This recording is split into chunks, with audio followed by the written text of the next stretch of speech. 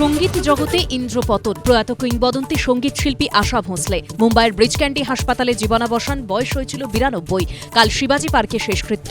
খসে গেল সুরের আকাশের ধ্রুবতারা, থেমে গেল 7 দশকের সুর সফর। বসাক শিল্পীর জন্মায় নিয়ে জন্মাবেও না। এইসব কাজ উনি করে গেছেন, তারা সব চলে যাচ্ছেন।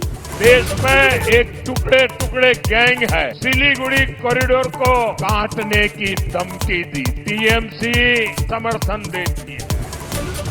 বাংলা জয় করে দিল্লি থেকে বিজেপি সরকার হটাবো, ইভিএম চেক করুন, সার্টিফিকেট না নিয়ে গণনা কেন্দ্র থেকে বেরোবেন না, ওন্দার সভায় সতর্কবাণী মমতার।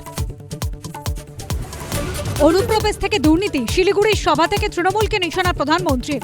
বড় দুর্নীতি এসআইআর, পাল্টা মুখ্যমন্ত্রী। দেখুন ছকভাগা ছটা পাপিয়ার সঙ্গে।